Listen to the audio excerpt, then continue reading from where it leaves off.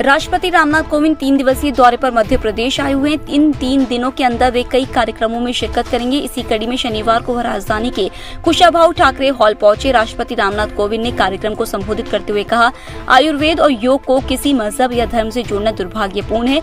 वह एक देश एक स्वास्थ्य पर आरोग्य मंथन कार्यक्रम को संबोधित कर रहे थे।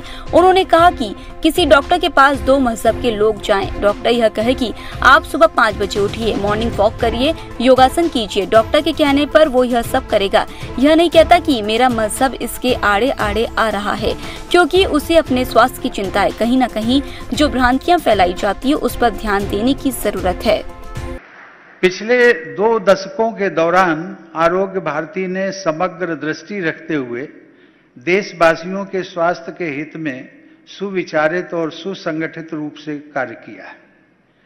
मुझे बताया गया है कि सभी राज्यों और 85% जिलों में आरोग्य भारती की टीम सक्रिय है।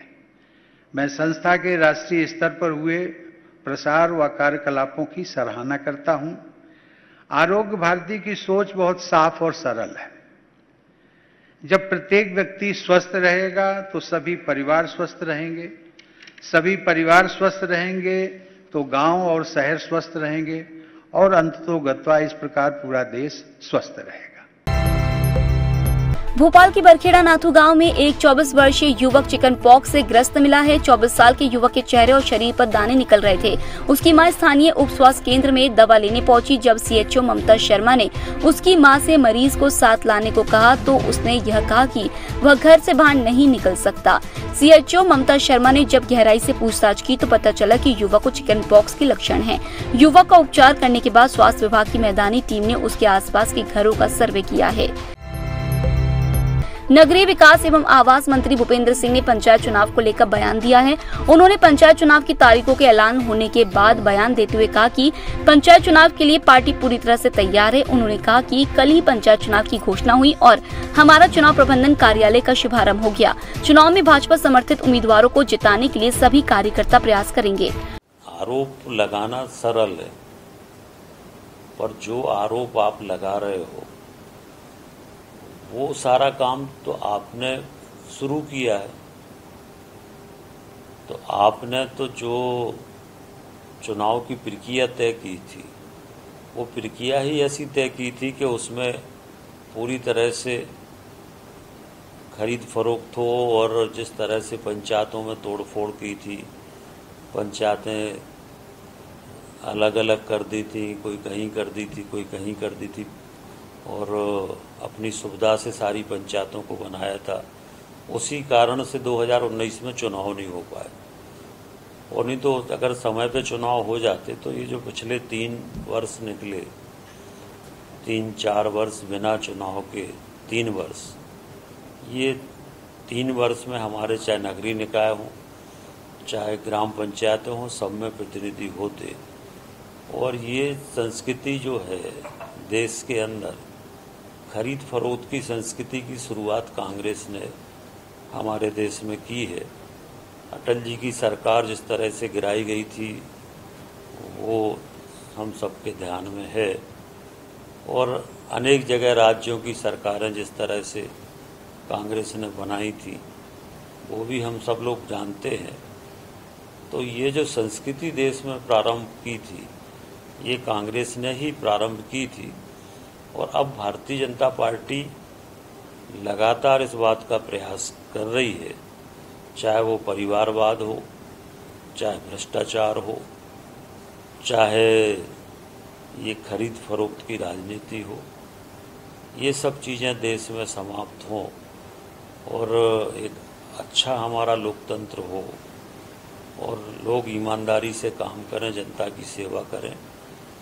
सुशासन का जो हमारा संकल्प है, सबका साथ सबका विकास विश्वास का जो संकल्प है, उस पर भारतीय जनता पार्टी चल रही है और राजनीति में भी नए मूल्य स्थापित भारतीय जनता पार्टी ने किए।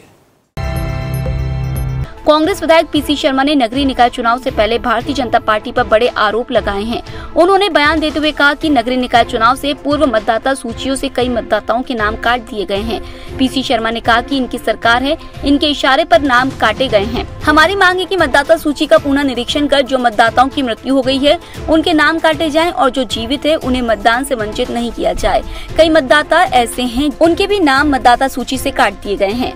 देखिए, मतदाता सूची में नाम काटने का काम किया है भारतीय जनता पार्टी। इनके ही नेता वर्कर वहाँ बैठे रहते हैं, इनकी सरकार है और इनका चुनाव आयोग पर भी अपना प्रभाव है, ये सब काटे हैं इनके द्वारा। लेकिन हमारा ये कहना है कि परीक्षण कर जो लोग हैं उस जगह पे, किसी की डेथ हो गई वो हट जाना चाहिए, कोई वहाँ से शिफ्ट हो गए। लेकिन ऐसे केसेस, सुनहरी बाग वार्ड नंबर 32, एक ही परिवार के 12, महिला का नाम है काजल, उसके परिवार के 12 लोगों का नाम वोटर लिस्ट में गायब हो गए जो वहाँ रह रहे हैं। ये एक प्रूफ है। तो इस तरह के जो लोग रह रहे हैं, करेक्ट साहब उसको चुनाव आयोग से बात करके परीक्षण करके जो लोग रह रहे हैं उन जगहों पर उनके नाम जोड़े जाए। चुनाव ये हारने वाले हैं, चाहे नगर पंचायत के हों, पंच के हों, सरपंच के हों या नगर पालिका निगम।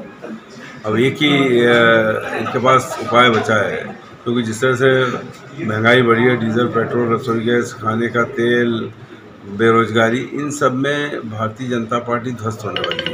तो एक ही है कि जो कैंडिडेट प्रोबेबल हैं उनके नाम काटो और इस तरह से कोई जीत दर्ज की जाए। लेकिन कुछ होने वाला नहीं, कोई भी कैंडिडेट खड़ा होगा, कितनों के काट दो आप, जो खड़ा होगा कांग्रेस से वो जीतेगा।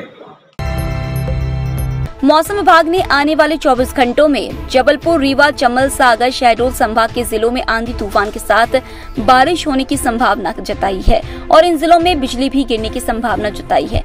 मौसम विभाग ने नर्मदापुरम और दतिया जिले में भी गरज चमक के साथ बारिश होने की उम्मीद जताई है। इसके साथ ही आने वाले 2-3 दिनों के बाद तापमान में 2 से 3 डिग्री सेल्सियस बढ़ने का अनुमान भी जताया गया है।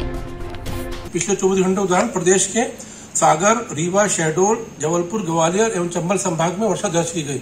वर्षा के प्रमुख आंकड़े रीठी, कटनी, गोहपुर, शहडोल व चंदौली में 4 सेंटीमीटर वर्षा दर्ज की गई। सबसे अधिक तापमान 41.9 दतिया में दर्ज किया गया। सिस्टम जो है ईस्ट वेस्ट तरफ पंजाब से ईस्ट की जा रही है। पूर्व अनुमान वर्षा, गरज चमक के साथ व तेज हवा, बिजली चमकने व गिरने की संभावना जबलपुर, चंबल, सागर, रीवा एवं शहडोल संभाग के जिलों में व नर्मदापुरम व दतिया जिले में है। भोपाल में अधिकतम तापमान 40 डिग्री और न्यूनतम 27 रहने की संभावना है और तापमान जो है 2 से 3 डिग्री बढ़ने की संभावना है। ईएमएस टीवी के YouTube चैनल को सब्सक्राइब करें और बेल आइकन दबाएं, साथ ही ईएमएस न्यूज ऐप डाउनलोड करें।